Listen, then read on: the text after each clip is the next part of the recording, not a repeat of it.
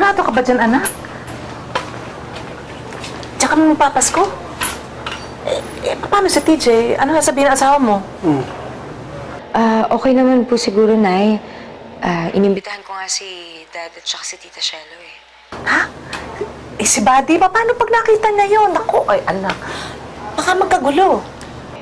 Hindi naman siguro, Nay, kasi narealize ko napaka-masunurin palang anak ni TJ. Lahat ng inuutos ko sinusunod niya.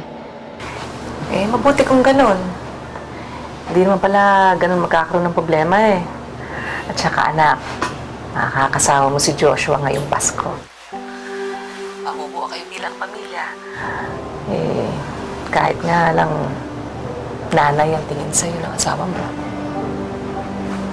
Oo nga po, Nay. Ay, mabubuo kami.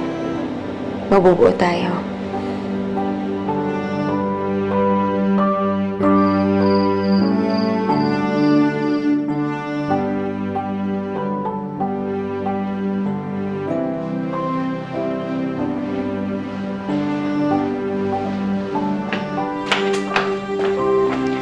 Oh, tapos ka na pala maligo eh.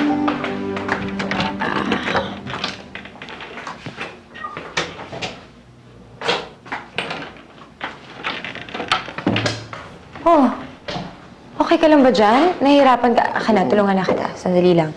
Tanggalin mo muna yung kamay mo, ha? Ayan. Tingnan mo muna, ayusin natin to. Ayan. Oh, ngayon may pasok. Pasok mo yung kamay mo. Ayan.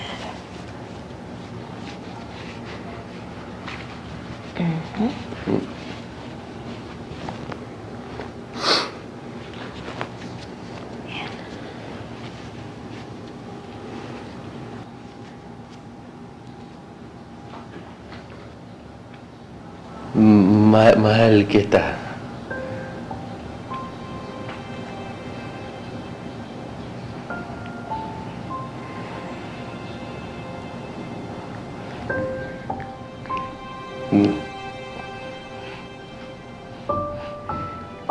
Mama, mahal kita sobra.